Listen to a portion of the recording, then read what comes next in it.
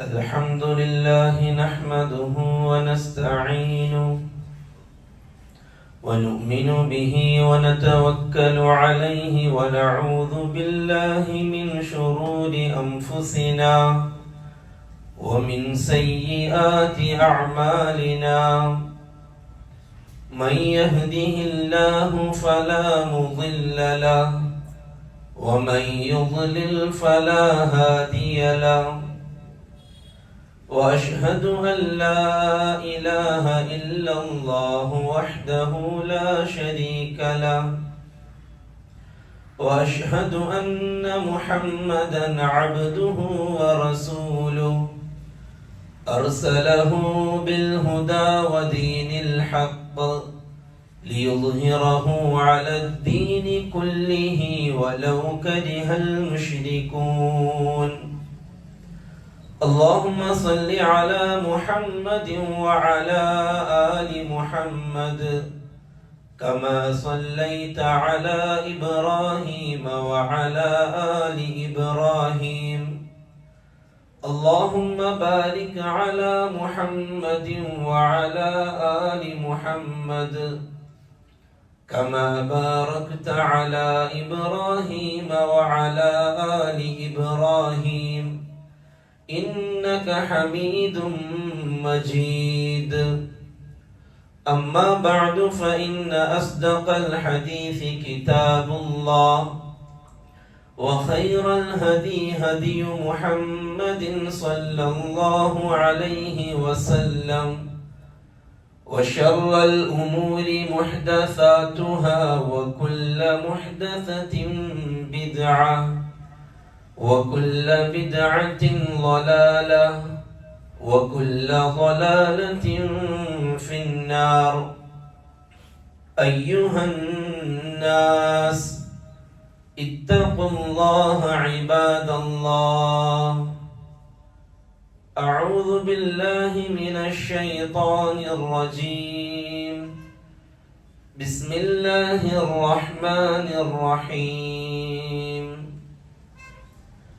يا أيها الناس اتقوا ربكم الذي خلقكم من نفس واحدة وخلق منها زوجها وبث منهما رجالا كثيرا ونساء واتقوا الله الذي تساءلون به والأرحام إن الله كان عليكم رقيبا رب اشرح لي صدري ويسر لي أمري واحلل عقدة من لساني يفقه قولي وما توفيقي إلا بالله عليه توكلت وإليه أنيب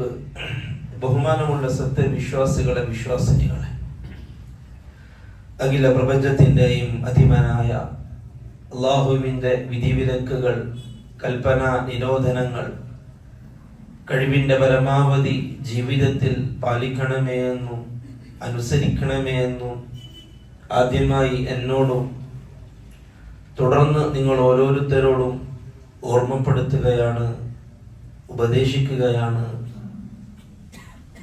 തഖ്വ കൊണ്ട് വസിയ്യത്ത് ചെയ്യുകയാണ്.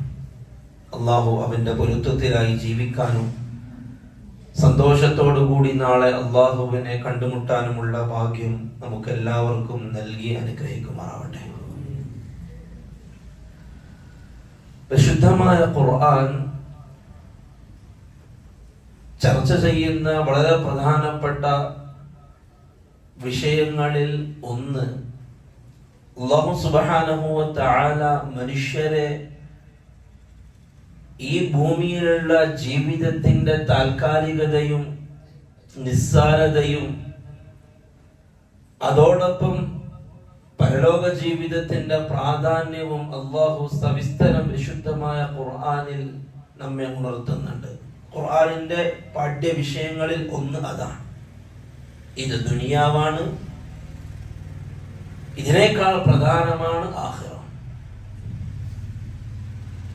അടിസ്ഥാന വിഷയം അതാണ്. ദുനിയാവിന്റെ നിസ്സാരതയെ അള്ളാഹു സവിസ്തരം പറയുമ്പോഴും അതോടൊപ്പം ആഖിറത്തിന്റെ പ്രാധാന്യവും ദുനിയാവ് പ്രധാനമായി കണ്ടവർക്ക് ആഖിറത്തിന്റെ പ്രാധാന്യം നഷ്ടപ്പെടുകയും അതുവഴി അവനുണ്ടാകുന്ന ദുരന്തങ്ങളും നാളെ ആഖിറത്തിൽ അവൻ അനുഭവിക്കാനിരിക്കുന്ന പ്രയാസങ്ങളെ കുറിച്ചും അള്ളാഹു പറയുന്നു. പ്രിയപ്പെട്ടവരെ, പരിശുദ്ധമായ ഖുർആൻ പഠിക്കാനൊരുങ്ങുമ്പോൾ, വായിച്ച് മനസ്സിലാക്കാനൊരുങ്ങുമ്പോൾ അല്ലാഹു സുബ്ഹാനഹു വ തആല നിരന്തരം ഭൗതികമായ ജീവിതത്തിന്റെ രസങ്ങളെയും അതിന്റെ സുഖങ്ങളെയും മാത്രം ലക്ഷ്യം വെച്ച് ജീവിക്കുകയും അതിനുവേണ്ടി അധ്വാനിക്കുകയും ചെയ്യുന്ന മനുഷ്യനെ അല്ലാഹു നിരുത്സാഹപ്പെടുത്തുന്നുണ്ട്. ഖുർആനിൽ ഒരുപാട് സ്ഥലങ്ങളിൽ പല രീതിയിൽ നിരുത്സാഹപ്പെടുത്തുന്നുണ്ട് ദുനിയാവിൽ.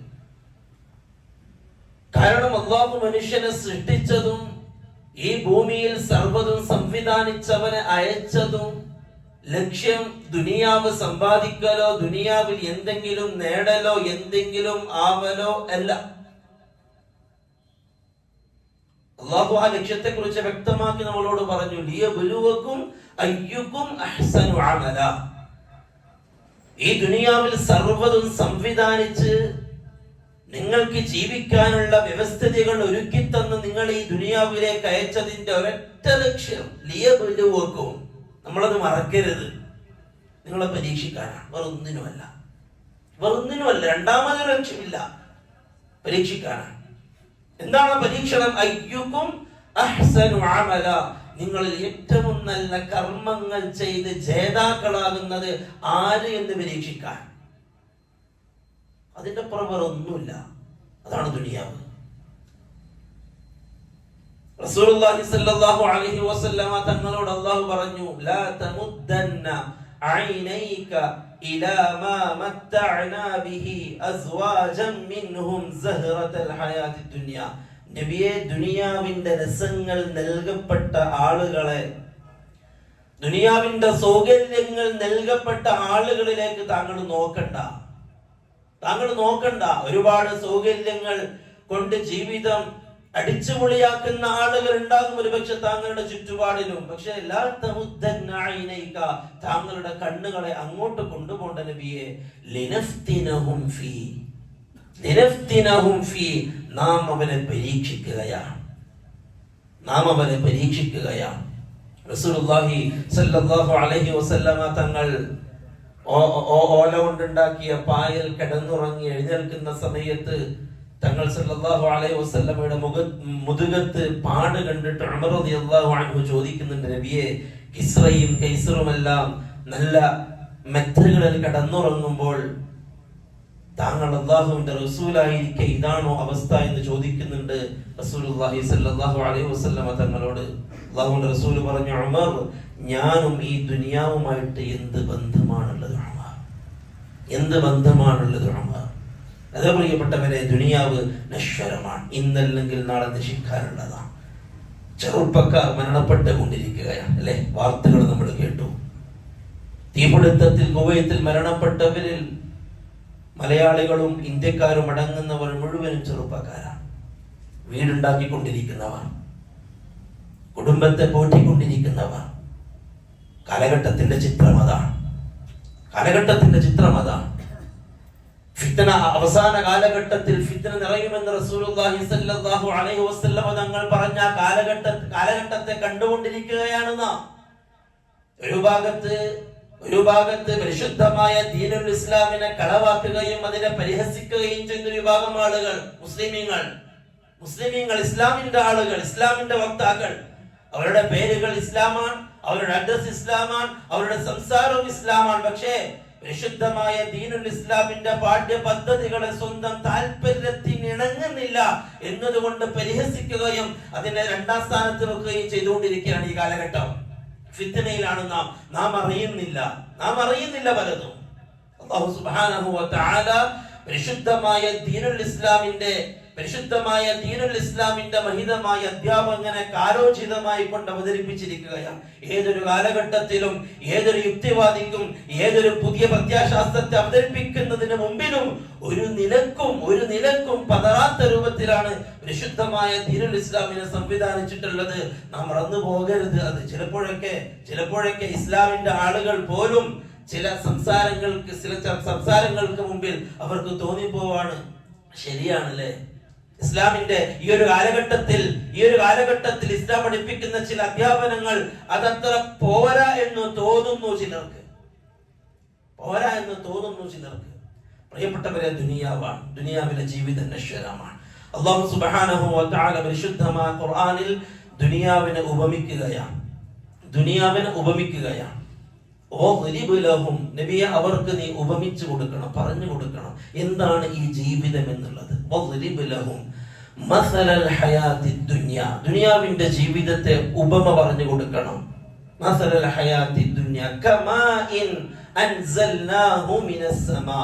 ആകാശത്ത് നിന്ന് പെയ്യുന്ന ഒരു മഴ പോലെ, കമാഇൻ അൻസൽനാഹു, നാം ഇറക്കിയ ഒരു മഴ പോലെ, ഫഖ്തലഖ ബിഹി നബാതുൽ അർദ്, ആ മഴ കാരണത്താൽ ഭൂമിയിൽ നിന്നും സസ്യലതാദികൾ മുളച്ചു പൊങ്ങുന്നു. വരണ്ട ഭൂമിയെല്ലാം പച്ചപ്പുള്ളതായി. ഫഖ്തലഖ ബിഹി നബാതുൽ അർദ് ഫഅസ്ബഹ ഹശീമൻ തദ്റൂഹു റിയാഹ്, അങ്ങനെ അത് ഉണങ്ങുന്നു, ഒരു കാറ്റ് വന്നതിനെ പാറ്റിക്കൊണ്ടുപോകുന്നു. ഇത്രയുണ്ട് ദുനിയാവ്. ഫഅസ്ബഹ ഹശീമൻ തദ്റൂഹു റിയാഹ് വകാന അല്ലാഹു അലാ കുല്ലി ഷൈഇൻ മുഖ്തദിറ. നബിയെ, ഇതാണ് ദുനിയാവ് എന്നവരോട് പറ. സൂറത്തുൽ ഹദീദിൽ അല്ലാഹു പറഞ്ഞു, ഇഅ്ലമൂ, നിങ്ങൾ അറിയണം അന്നമൽ ഹയാത്തുദ് ദുനിയ ലഅബുൻ വലഹ്വ്, തീർച്ചയായും ദുനിയാവിലെ ജീവിതം അത് കളിയും തമാശയുമാണ്.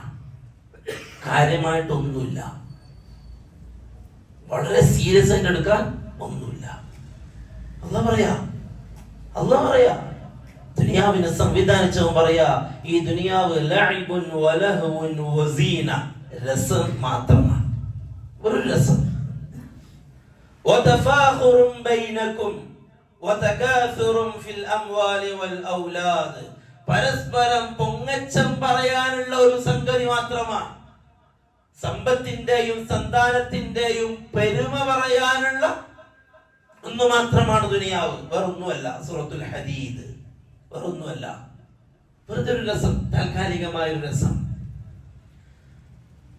സൂറത്തുൽ കഹ്ഫിൽ അല്ലാഹു പറഞ്ഞു, അൽ മാലു വൽ ബനൂന സീനത്തുൽ ഹയാത്തിദ് ദുനിയ, സമ്പത്തും സന്താനങ്ങളും ദുനിയാവിന്റെ കേവലം സീനത്താണ്. والباقيات الصالحات خير عند ربك ثوابا وخير أملا.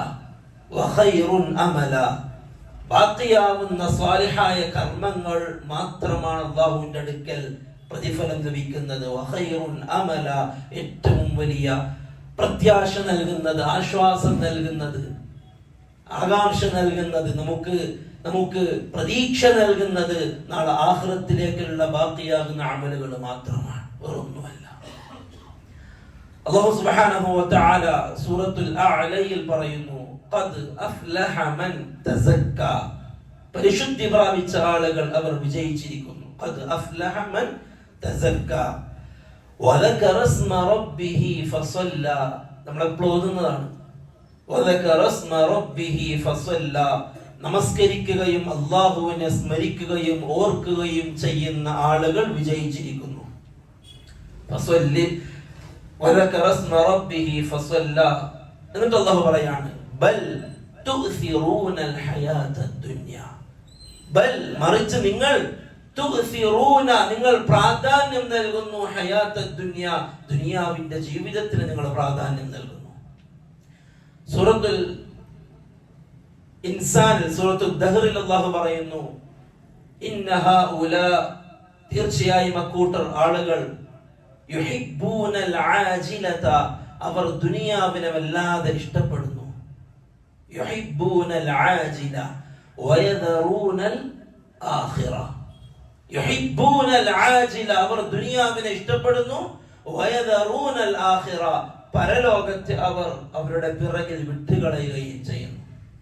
സൂറത്തുൽ ഖിയാമയിൽ അല്ലാഹു പറഞ്ഞു, കല്ലാ ബൽ തുഹിബ്ബൂനൽ ആജില വതദറൂനൽ ആഖിറ. അതെ, അവർ ദുനിയാവിന് പ്രാധാന്യം നൽകുകയും ആഖിറത്തെ അവർ വിസ്മരിക്കുകയും ചെയ്യുന്നു. പ്രിയപ്പെട്ടവരെ, അല്ലാഹു സുബ്ഹാനഹു വ തആല ദുനിയാവിന്റെ നിസ്സാരതയെ പറയുകയാണ്. ദുനിയാവിന്റെ നിസ്സാരത, നാം വെട്ടിപ്പിടിക്കാൻ ആഗ്രഹിക്കുന്ന, നാം നമ്മുടെ ജീവിതത്തിന്റെ വലിയൊരു സമയം ചെലവഴിക്കുന്ന ദുനിയാവിനെ കുറിച്ച് അല്ലാഹു സംസാരിക്കുകയാണ് വിശുദ്ധ ഖുർആനിൽ. വമൽ ഹയാത്തുദ് ദുനിയാ ഇല്ലാ മതാഉൽ ഗുറൂർ. ദുനിയാവ് നിങ്ങളെ ചതിക്കുന്ന ഒരു ചരക്കല്ലാതെ വേറെ ഒന്നുമല്ല. റസൂലുള്ളാഹി സ്വല്ലല്ലാഹു അലൈഹി വസല്ലം തങ്ങൾ പറഞ്ഞു, ലൗ കാനത്തിദ് ദുനിയാ തസിനു ഇൻദല്ലാഹി ജനാഹ ബഊദ. അല്ലാഹുവിന്റെ അടുക്കലെങ്ങാനും ദുനിയാവിന് ഒരു കൊതുകിന്റെ ചിറകിന്റെ അത്ര വിലയുണ്ടായിരുന്നെങ്കിൽ, ഒരു കൊതുകിന്റെ ചിറകിന്റെ അത്ര വിലയുണ്ടായിരുന്നെങ്കിൽ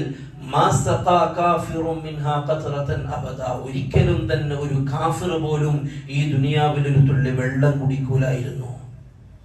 അത്രയേ ഉള്ളൂ. മറ്റൊരു ഹദീസിൽ റസൂലുള്ളാഹി സ്വല്ലല്ലാഹു അലൈഹി വസല്ലം തങ്ങൾ പറഞ്ഞു, ദുനിയാവ് എന്നുള്ളത് കടലിൽ നിങ്ങൾ നിങ്ങളുടെ ഒരു വിരൽ മുക്കിക്കഴിഞ്ഞാൽ ആ വിരലെടുക്കുന്ന സമയത്ത് നിങ്ങളുടെ വിരലിന്റെ അറ്റത്ത് തൂങ്ങിക്കിടക്കുന്ന ഒരു പൊടി വെള്ളം ആഖിറത്തെ സംബന്ധിച്ചിടത്തോളം ദുനിയാവ് അത്രയേ ഉള്ളൂ എന്ന് റസൂലുള്ളാഹി സ്വല്ലല്ലാഹു അലൈഹി വസല്ലം. അതുകൊണ്ട് പ്രിയപ്പെട്ടവരെ, നാം നമ്മുടെ ഹൃദയത്തെ, നാം നമ്മുടെ മനസ്സിനെ പറഞ്ഞ് പഠിപ്പിക്കേണ്ട ഒന്നാമത്തെ സംഗതി, ഈ ദുനിയാവ് നശിക്കാനുള്ളതാണ്, ഇന്നല്ലെങ്കിൽ നാളെ തീരാനുള്ളതാണ്. എനിക്ക് നാളെ ആഖിറത്തിലേക്ക് ചില സംഗതികൾ ചെയ്തു തീർക്കാനുണ്ട്, എനിക്ക് നാളെ ആഖിറത്തിലേക്ക് ഒരുങ്ങാനുണ്ട്. അല്ലാഹു ചോദിക്കുന്നു നമ്മളോട്, യാ അയ്യുഹന്നാസു തഖൂ റബ്ബക്കും, ഓ സത്യവിശ്വാസികളെ, യാ അയ്യുഹന്നാസ് ഫൽതൻദുർ നഫ്സും മാ ഖദ്ദമത് ലിഗദിൻ വത്തഖുല്ലാഹ്. നാളത്തേക്ക് വേണ്ടി നിങ്ങൾ എന്താണ് സമ്പാദിച്ചിട്ടുള്ളത്, നാളത്തേക്ക് വേണ്ടി നിങ്ങൾ എന്താണ് ഒരുക്കി വെച്ചിട്ടുള്ളത് എന്ന് ഓരോ നഫ്സും അവരവരോട് ചോദിക്കട്ടെ. അല്ലാഹു ചോദിക്കുക. അതുകൊണ്ട് അല്ലാഹുവിന്റെ റസൂൽ സല്ലല്ലാഹു അലൈഹി വസല്ലം തങ്ങളും സഹാബാക്കളും ആഖിറത്തെ മുമ്പിൽ കണ്ടവരാണ്. അതിന്റെ മുമ്പിൽ വേറൊന്നും അവർക്ക് ഉണ്ടായിരുന്നില്ല. അതിനുവേണ്ടി പണിയെടുത്തവരാണ്. റസൂലുള്ളാഹി സ്വല്ലല്ലാഹു അലൈഹി വസല്ലം തങ്ങളുടെ ഓരോ ഹദീസുകളും ഓരോ വാക്കുകളും നാളെ ആഖിറത്തിലേക്ക് വേണ്ടി മുന്നേറാൻ സഹാബാക്കൾക്ക് പ്രചോദനം നൽകി.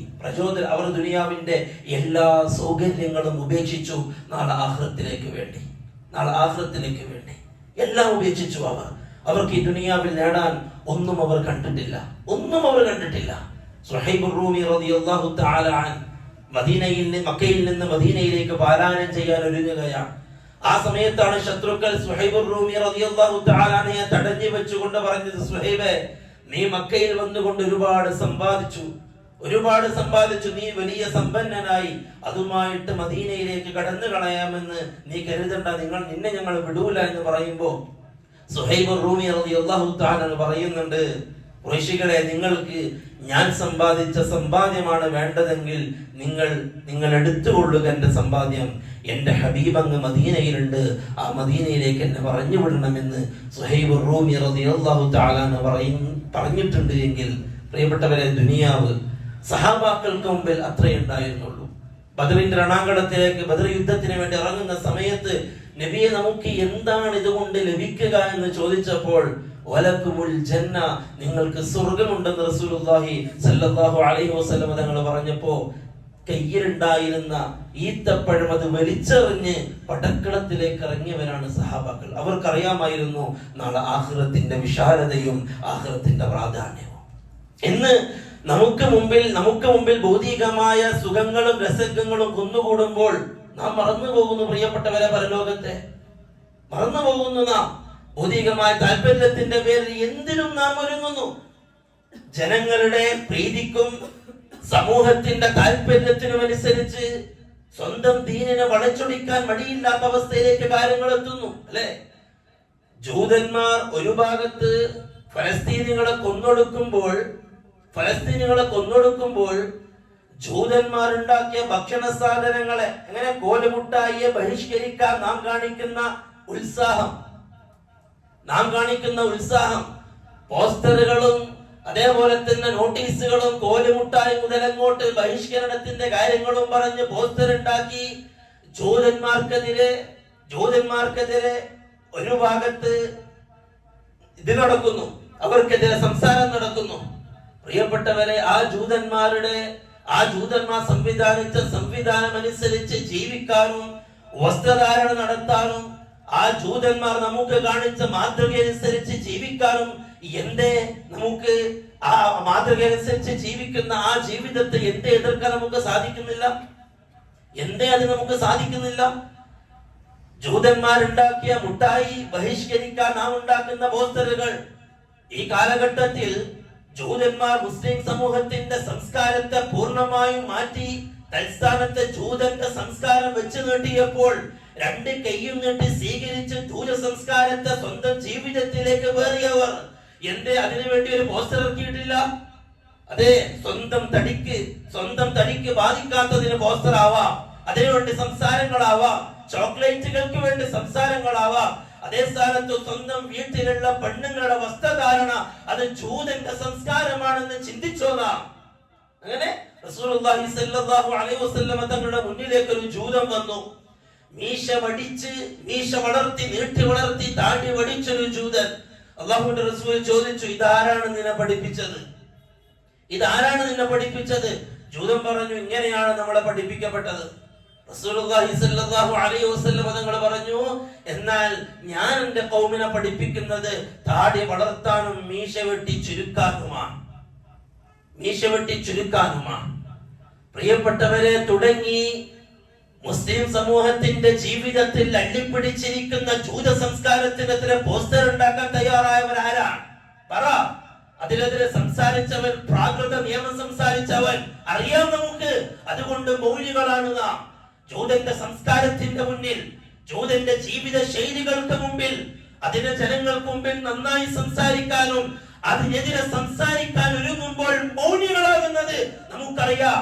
ജനസമൂഹത്തിന് മുമ്പിൽ നമ്മൾ കൊച്ചായി പോകും, ജനസമൂഹത്തിന് മുമ്പിൽ നമ്മൾ ഒന്നുമല്ലാതായി പോകും. കാരണം കാലഘട്ടത്തിന്റെ തേട്ടമതാണ്. ജൂതന്റെ സംസ്കാരത്തിനെതിരെ സംസാരിച്ചാൽ അത് ഏതോ 6-ാം നൂറ്റാണ്ടിലെ പ്രാകൃതമായ നിയമത്തിന് വേണ്ടി സംസാരിക്കുന്ന ഒന്നിനും കൊള്ളാത്തൊരു 100-ാം നമ്പറുകാരനാകുമെന്ന് നമുക്കറിയാം. അതുകൊണ്ട് നമ്മൾ മിണ്ടുന്നില്ല. കോലുമുട്ടായിനെ കുറിച്ച് സംസാരിക്കാൻ നമ്മൾ റെഡിയാണ്. അങ്ങനെ വേണ്ട എന്നല്ല പറയുന്നത്, ആവണം. പക്ഷേ അതിനേക്കാൾ വലിയ ജൂതന്റെ സംസ്കാരം നമ്മുടെ അടുക്കള മുതലുണ്ട്. ജൂതന്റെ വസ്ത്രധാരണം, ജൂതന്റെ കല്യാണം, ജൂതന്റെ പരിപാടി ഇല്ലേ പ്രിയപ്പെട്ടവരെ? പല പേരുണ്ട്. നമ്മുടെ വീടുകൾ നടക്കുകയല്ലേ, നമ്മുടെ വീട്ടിലെ പെണ്ണ് നടക്കുകയല്ലേ, നമ്മുടെ വീട്ടിൽ നടക്കുന്ന പല പരിപാടികളും ജൂതന്റെ പ്ലാൻ ആയിരുന്നില്ലേ? കോലുമുട്ടായിന്റെ പരസ്യം പറഞ്ഞ് ജൂതന്റെ സംസാരിക്കലും അത് ജൂതന്റെ ബുദ്ധിയാണ്. മുസ്ലിമിന്റെ അടുക്കൽ നിന്ന് ഇസ്ലാമിയത്തിനെ ഇല്ലാതാക്കിയാൽ, അവന്റെ മനസ്സിൽ നിന്ന് ഇസ്ലാം ഇല്ലാതായാൽ, അള്ളാഹുവിന്റെ റസൂല് പഠിപ്പിച്ച ആ ജീവിത ശൈലി ഇല്ലാതായാൽ പിന്നെ മുസ്ലിമിന് ഒന്നും കൊള്ളൂല എന്ന് ജൂതൻ അറിയാം. അതുകൊണ്ട് അവൻ ചില നിസ്സാര കാര്യങ്ങളിലേക്ക് ഒതുക്കി. ഫലസ്തീനിലെ മക്കൾ പിടഞ്ഞു മരിക്കുന്നത് കണ്ട് മനസ്സ് വേദനിക്കുന്നവർ, അള്ളാഹു പറയുന്നു, അക്രമികൾ ചെയ്യുന്നതിനെ കുറിച്ച് അള്ളാഹു അശ്രദ്ധനല്ല. അവിടെ വരെ നമ്മൾ കേട്ടു അല്ലെ? അവിടെ വരെ നമ്മൾ പേഴ്സണലായിട്ട് വീട്ടിലായിട്ട് കേട്ടു. എന്നിട്ട് ബാക്കി ആയത്തിന്റെ ബാക്കി എന്താ? ഇന്നമാ യുഅഖിറുഹും ലിയൗമിൻ തശ്ഖസു ഫീഹിൽ അബ്സാർ. ഇന്നമാ ലിയൗമിൻ ലിയുഅഖിറുഹും, നാം അതിനെയൊക്കെ പിന്തിച്ചു വെച്ചിട്ടാണുള്ളത് ഒരു ദിവസത്തേക്ക് വേണ്ടി. നമ്മളെല്ലാവരും സ്റ്റാറ്റസ് ആക്കി. അക്രമികളുടെ വിഷയത്തിൽ അള്ളാഹു അശ്രദ്ധനല്ല, അവർക്ക് അള്ളാഹു പണി കൊടുക്കുമെന്ന്. നമ്മളെ വിഷയം അള്ളാഹു എപ്പോഴാ പണി കൊടുക്കാൻ തീരുമാനിച്ചത്?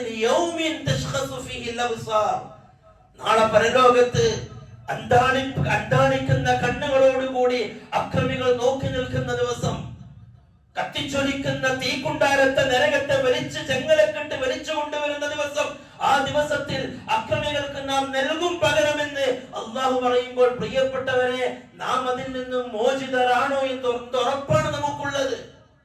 എന്തുറപ്പാണുള്ളത്? ഒരു ഭാഗത്ത് അള്ളാഹുവിന്റെ റസൂലിന്റെ സുന്നത്തുകൾ, അള്ളാഹുവിന്റെ കൽപ്പനകൾ, അതെല്ലാം ചവിട്ടി മതിച്ച് സ്വന്തം സമൂഹത്തിന്റെയും രാഷ്ട്രീയ ഭരണകൂടത്തിന്റെയും താല്പര്യത്തിനനുസരിച്ച് നാം നമ്മുടെ സംസാരത്തെ നാം ക്രമീകരിക്കുന്നുവെങ്കിൽ ഈ പറഞ്ഞ കൂട്ടത്തിൽ നമ്മളും പെടും, ഈ പറഞ്ഞ ജൂതന്റെ കൂട്ടത്തിൽ നമ്മളും പെടും. എന്നിട്ട് നമ്മൾ പോസ്റ്ററും അതും ഇതുമായിട്ട് ഇറങ്ങുക, അല്ലെ? നമുക്കതിനെ പറ്റുള്ളൂ. കാരണം അതിന്റെ അപ്പുറം സംസാരിച്ച നമ്മൾ പ്രാകൃതനായി പോകും.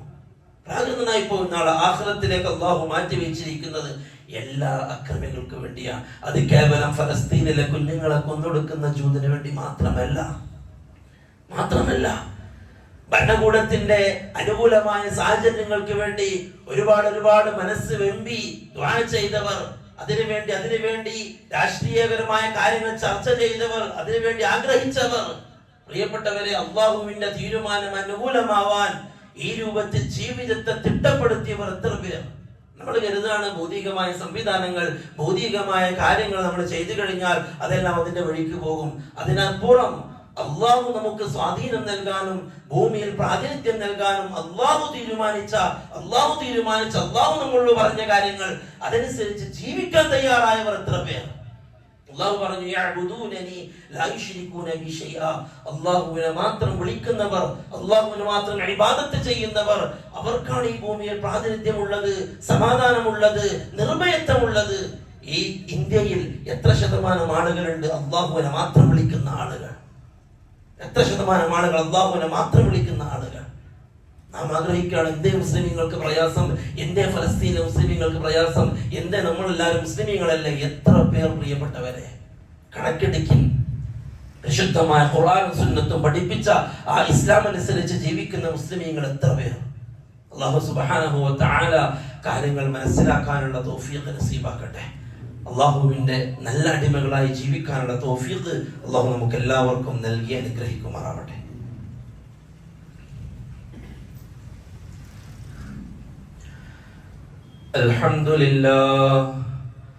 അൽഹംദുലില്ലാഹി വസ്സലാത്തു വസ്സലാമു അലാ അഷ്റഫിൽ മുർസലീൻ വഅലാ ആലിഹി വഅസ്ഹാബിഹി അജ്മഈൻ. അമ്മാ ബഅദ്. فأعوذ بالله من الشيطان الرجيم. بسم الله الرحمن الرحيم. يا أيها الذين آمنوا اتقوا الله وقولوا قولا سديدا يصلح لكم أعمالكم ويغفر لكم ذنوبكم ومن يطع الله ورسوله فقد فاز فوزا عظيما. ബഹുമാനമുള്ള സത്യവിശ്വാസികളെ, വിശ്വാസിനികളെ, അള്ളാഹുവിൻ്റെ വിധിവിലക്കുകൾ അനുസരിക്കണമേ എന്ന് രണ്ടാമതും എന്നോടും നിങ്ങൾ ഓരോരുത്തരോടും ഓർമ്മപ്പെടുത്തുകയാണ്, ഉപദേശിക്കുകയാണ്. വിശുദ്ധമായ ദുൽഹിജ്ജ മാസത്തിലെ പവിത്രമായ ദിവസങ്ങളിലാണ് നമ്മളുള്ളത്. മറക്കാതിരിക്കുക. അള്ളാഹു ദുആ ഖബൂൽ ചെയ്യുന്ന ദിവസങ്ങളാണ്, അള്ളാഹുവിന് ഏറെ പ്രിയപ്പെട്ട ദിവസങ്ങളാണ്. അതുകൊണ്ട് തന്നെ ഈ ദിവസങ്ങളിലുള്ള അമലുകളും അള്ളാഹുവിന് ഏറെ പ്രിയപ്പെട്ടതാണ്. ദുൽഹിജ്ജ മാസത്തിന് തൊട്ട് മുമ്പ് നാം ചെയ്ത അമലുകളും ദുൽഹിജ്ജ 10-ന് ശേഷം ഞാൻ ചെയ്യുന്ന അമലുകളും ദുൽഹിജ്ജയിലെ ഈ 10-ൽ ചെയ്യുന്ന അമലുകളും തീർത്തും വ്യത്യസ്തമാണ്. അതുകൊണ്ട് സമയം അമൂല്യമാണ്. ഈ ദിവസങ്ങൾ എന്ന് മനസ്സിലാക്കി ദിക്റുകളും തസ്ബീഹാത്തുകളും തഹ്ലീലാത്തുകളും ധാരാളമായിട്ട് ചൊല്ലുക. കച്ചവടക്കാരാണ്, നടക്കുമ്പോഴും ഇരിക്കുമ്പോഴും എല്ലാ സമയത്തും നമുക്ക് ചൊല്ലാം. തക്ബീറുകൾ ധാരാളമായിട്ട് ചൊല്ലുക. അതുപോലെ തന്നെ അല്ലാഹു സുബ്ഹാനഹു വ തആല അടിമകളിൽ നിന്നും ആഗ്രഹിക്കുകയും റസൂലുള്ളാഹി സ്വല്ലല്ലാഹു അലൈഹി വസല്ലം സുന്നത്തായി പഠിപ്പിക്കുകയും ചെയ്തൊരു അമലാണ് ഉദ്ഹിയ്യത്ത് എന്നുള്ളത്. വളരെ പ്രധാനപ്പെട്ട ഒരു അമലാണ് ഉദ്ഹിയ്യ. ഉദ്ഹിയ്യത്തിന്റെ ഹുക്മുമായി ബന്ധപ്പെട്ട് പണ്ഡിതന്മാർ 2 അഭിപ്രായക്കാരാണ്. ഒരു വിഭാഗം ആളുകൾ പറഞ്ഞത് അത് വാജിബാണ് എന്നാണ്. ഉദ്ഹിയ്യത്ത് വാജിബാണ് എന്നാണ്. അതിനവർ പറഞ്ഞ തെളിവ് ഒന്ന് പരിശുദ്ധ ഖുർആനിലെ ആയത്ത് ഫസല്ലി ലിറബ്ബിക വൻഹർ, നിങ്ങൾ ബലിയറുക്കുക എന്നുള്ളത് ഒരു കൽപ്പനയാണ്. അതുകൊണ്ട് വാജിബാണ് എന്ന് പറഞ്ഞു. മറ്റൊരു ഹദീസിൽ റസൂലുള്ളാഹി സ്വല്ലല്ലാഹു അലൈഹി വസല്ലം കഴിവുണ്ടായിട്ടും ഉദ്ഹിയ്യത്ത്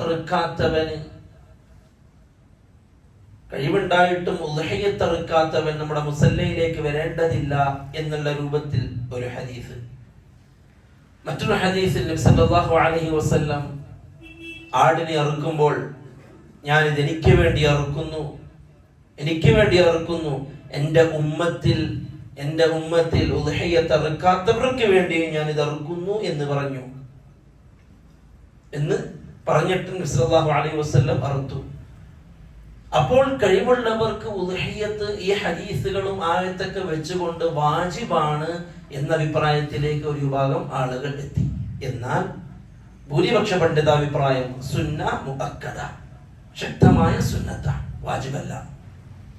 ഈ പറഞ്ഞ പണ്ഡിതന്മാരുടെ അഭിപ്രായം നിലനിൽക്കെ തന്നെ ഭൂരിപക്ഷ പണ്ഡിതന്മാർ മറ്റ് ഹദീസുകളുടെ അടിസ്ഥാനത്തിൽ റസൂലുള്ളാഹി സ്വല്ലല്ലാഹു അലൈഹി വസല്ലം ഉദ്ഹിയ്യത്ത് അറുക്കാൻ കഴിവുള്ളവൻ അറുക്കട്ടെ എന്ന് പറയുമ്പോൾ അതിന് സാധിക്കാത്തവർക്ക്, അല്ലെങ്കിൽ ആ രൂപത്തിൽ ഉദ്ഹിയ്യത്തുമായി ബന്ധപ്പെടാൻ സാധിക്കാത്തവർക്ക് അത് വാജിബില്ല, പറ്റുന്നുണ്ടെങ്കിൽ അറുത്താൽ മതി എന്ന രൂപത്തിൽ പണ്ഡിതന്മാർ പറഞ്ഞു. മറ്റ് ഹദീസുകൾ വെച്ചിട്ട് സുന്നത്താണ്, ഒരു സുന്നത്തല്ല, സുന്ന മുഅക്കദ, ശക്തമായ സുന്നത്താണ്. അതുകൊണ്ട് കഴിയുന്നവർ ഒരാടിനെയെങ്കിലും അറുക്കാൻ ശ്രമിക്കണം, അല്ലെ? ഒരു വർഷം കാത്തിരുന്നിട്ടാണ് നമുക്ക് ഉദ്ഹിയ്യത്ത് കിട്ടുന്നത്. അതുകൊണ്ട് കഴിവുള്ളവർ അറുക്കാൻ ശ്രമിക്കണം. രണ്ടാമത്, ഉദ്ഹിയ്യത്ത് അറുക്കുമ്പോൾ നാം ശ്രദ്ധിക്കേണ്ട നാല് കാര്യങ്ങൾ പണ്ഡിതന്മാർ അതിന്റെ ഷർത്തായിട്ട് പറഞ്ഞത്.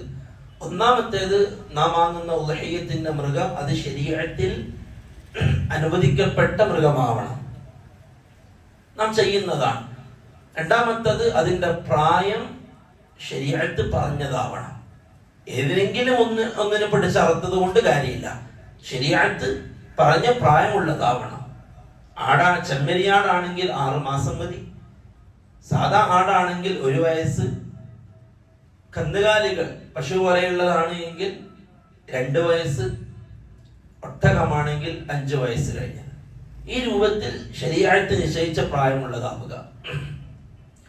മറ്റൊന്ന്, ന്യൂനതയിൽ നിന്നും ഒഴിവാവുക. എവിടെന്നെങ്കിലും ചെറിയ വിലക്കൊന്നിനെ കിട്ടിയപ്പോൾ എടുത്ത് അറുത്തു പറ്റൂല, അതിനെന്തെങ്കിലും ന്യൂനത ഉണ്ടോ എന്നുള്ളത് നോക്കണം.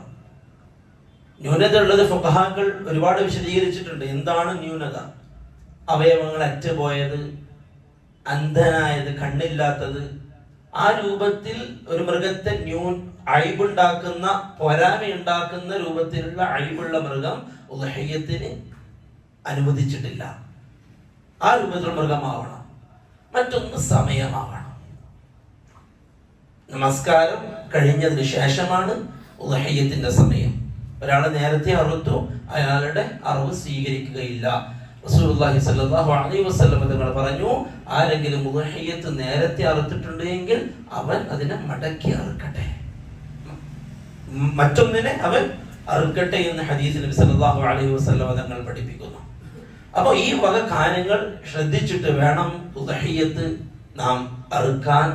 അതുപോലെ തന്നെ ഇതുമായി ബന്ധപ്പെട്ട ഫുഖഹാക്കൾ പറഞ്ഞ മറ്റൊരു മസ്അല, അഥവാ നമ്മുടെ കയ്യിൽ നിന്നും ഒരു മൃഗം നഷ്ടപ്പെട്ടു പോയാൽ, ഓടിപ്പോവുകയോ അല്ലെങ്കിൽ ആ രൂപത്തിൽ നഷ്ടപ്പെട്ടു പോവുകയോ ചെയ്താൽ, എപ്പോഴാണോ ആ മൃഗത്തെ നമുക്ക് തിരിച്ചു ലഭിക്കുന്നത് ആ സമയത്ത് അതിനെ അറുക്കാം. ഇനി അതിനെ കിട്ടാൻ സാധ്യത ഇല്ല എങ്കിൽ പകരം മറ്റൊരു മൃഗത്തെ ആ വ്യക്തി അറുക്കേണ്ടതുണ്ട്. ഈ വക കാര്യങ്ങൾ വളരെ പ്രധാനപ്പെട്ട ചില കാര്യങ്ങൾ പറഞ്ഞു എന്ന് മാത്രം. ഈ വക കാര്യങ്ങൾ ശ്രദ്ധിക്കുക. അവസാന ദിവസങ്ങളാണ്. നാളെ അറഫയാണ്. ഹാജിമാർ അറഫയിൽ ഒരുമിച്ച് കൂടുന്ന ദിവസം നാളെയാണ്. എന്നാൽ നമുക്ക് നോമ്പ് ദുൽഹിജ്ജ 9 ഞായറാഴ്ചയാണ്. ദുൽഹിജ്ജ 9 വരുന്നത്, അതിലും പണ്ഡിതന്മാർക്കിടയിൽ അഭിപ്രായ വ്യത്യാസമുണ്ട്. ഒരാൾ ശനിയാഴ്ചയും ഞായറാഴ്ചയും നോമ്പ് നോക്കാൻ ഉദ്ദേശിക്കുന്നു. ദുൽഹിജ്ജ 10 നോമ്പ് സുന്നത്തായ ദിവസങ്ങളാണ്, അതിനും പ്രശ്നമില്ല. നാളെ ഹാജിമാർ അറഫയിൽ ഒരുമിച്ച് കൂടുന്ന ദിവസമാണ്. നമുക്ക് ദുൽഹിജ്ജ 9 അറഫ എന്ന പേരിലുള്ള നോമ്പ് ഞായറാഴ്ചയാണെങ്കിലും നാളെ അറഫയിൽ ഹാജിമാർ ഒരുമിച്ച് കൂടുന്ന ദിവസമായതുകൊണ്ട് ദുആ മറക്കാതിരിക്കുക. എല്ലാ കാര്യങ്ങളും അല്ലാഹുവിനോട് പറയുക. അതിനുവേണ്ടി നാളെ ഒഴിഞ്ഞിരിക്കുക. പ്രിയപ്പെട്ടവരെ, ഒഴിഞ്ഞിരിക്കുക. വെറുതെ എപ്പോഴും ചെയ്യുന്നത് പോലെ ഇരുന്നാൽ പോരാ. ഒഴിഞ്ഞിരിക്കുക, ദുആ ചെയ്യുക. എന്തൊക്കെ കാര്യങ്ങൾ അല്ലാഹുവോട് പറയാനുണ്ട്, എന്തൊക്കെ ആവശ്യങ്ങളുണ്ട് ഓരോരുത്തരുടെ മനസ്സിൽ, എന്തിനൊക്കെ കുടുങ്ങിക്കിടക്കുന്നുണ്ട് പലരും. ദുനിയാവിന്റെ ആവശ്യങ്ങൾ നേടിയെടുക്കാൻ നമ്മളിങ്ങനെ നെട്ടോട്ടം ഓടുകയാണ്. കുറച്ച് സമയം അല്ലാഹുവിന്റെ മുമ്പിൽ ഇരിക്കാൻ. ഇന്ന് വെള്ളിയാഴ്ച ഈ ദിവസമാണ്, ദുൽഹിജ്ജ് മാസത്തിലെ പവിത്രമായ ദിവസങ്ങളിൽ ഏറ്റവും പവിത്രമായ ദിവസമാണ് ഇന്നത്തെ ദിവസം. അല്ലാഹു ദുആ സ്വീകരിക്കും എന്ന് റസൂലുള്ളാഹി സ്വല്ലല്ലാഹു അലൈഹി വസല്ലം തങ്ങൾ പറഞ്ഞ സമയമുള്ള ദിവസമാണ് വെള്ളിയാഴ്ച. അത് ദുൽഹിജ്ജ് 10ന്റെ ഉള്ളിൽ ഏറ്റവും ശ്രേഷ്ഠമാണ്. അതുകൊണ്ട് ദുആ വളരെ പ്രധാനമാണ്. എന്തൊക്കെ ആവശ്യങ്ങളുണ്ടോ നോട്ട് ചെയ്യുക, അല്ലെ? നമ്മളൊരു കാര്യം സംസാരിക്കാൻ വരുമ്പോൾ വിട്ടുപോവാതിരിക്കാൻ നോട്ട് ചെയ്യും. എന്തേ നമ്മൾ ദുആ ചെയ്യാൻ ആ രൂപത്തിലൊരു തയ്യാറെടുപ്പ് നടത്താത്തത്? പ്രധാനപ്പെട്ടത് വിട്ടുപോവാതിരിക്കാൻ ആ രൂപത്തിലൊരു തയ്യാറെടുപ്പ് ദുആന്റെ വിഷയത്തിൽ നടത്തുക. എന്നിട്ട് ഇന്നും നാളെയുമായിട്ട് കാര്യമായിട്ട് അള്ളാഹുവിനോട് ഓരോ ആവശ്യങ്ങളും പറയുക, പേരെടുത്ത് പറയുക. എത്ര ചെറുതായിക്കോട്ടെ വലുതായിക്കോട്ടെ ഒന്നും മിസ്സാവാതെ അള്ളാഹുവിന്റെ മുമ്പിൽ വന്നിരുന്ന് കരഞ്ഞ് അള്ളാഹുവിനോട് ആവശ്യങ്ങൾ പറഞ്ഞ് നേടിയെടുക്കാനുള്ള അവസരമാണ് പ്രിയപ്പെട്ടവരെ ഇന്നും നാളെയുമുള്ള ദിവസങ്ങൾ. അല്ലാഹു സുബ്ഹാനഹു വ തആല ഓരോന്നിനെയും അതിൻ്റെതായ പ്രാധാന്യത്തോടു കൂടി കണ്ട് അമൽ ചെയ്യുന്നവരിൽ നമ്മെല്ലാവരെയും അള്ളാഹു ഉൾപ്പെടുത്തി അനുഗ്രഹിക്കുമാറാവട്ടെ. അല്ലാഹു സുബ്ഹാനഹു വ തആല നമ്മിൽ വന്നു പോയ പോരായ്മകൾ അള്ളാഹു അവന്റെ കൃപ കൊണ്ട് ഔദാര്യം കൊണ്ട് അള്ളാഹു വിട്ടുവീഴ്ച ചെയ്ത് നൽകട്ടെ. ഒരുപാട് ആളുകൾ കടത്തിലാണ്, പ്രയാസത്തിലാണ്. അള്ളാഹു അവരുടെ കടങ്ങൾ വീട്ടി സന്തോഷം അള്ളാഹു അവർക്ക് നൽകട്ടെ. ഒരുപാട് ആളുകൾ മരണപ്പെട്ടു പോയി, അവരുടെ ഖബർ അള്ളാഹു സന്തോഷത്തിലാക്കി കൊടുക്കട്ടെ. ഒരുപാട് ആളുകൾ രോഗികളാണ്, അള്ളാഹു അവരുടെ രോഗം പൂർണ്ണ ഷിഫ നൽകി അവർക്ക് നല്ല ആരോഗ്യം അള്ളാഹു അവർക്ക് നൽകട്ടെ. اللهم اغفر للمؤمنين والمؤمنات والمسلمين والمسلمات الأحياء منهم والأموات إنك مجيب الدعوات ويا قاضي الحاجات. اللهم أجرنا من النار، اللهم أجرنا من النار، اللهم أجرنا من النار. ربنا آتنا في الدنيا حسنة وفي الآخرة حسنة وقنا عذاب النار. ربنا تقبل منا إنك أنت السميع العليم وتب علينا إنك أنت التواب الرحيم. آمين برحمتك يا أرحم الراحمين.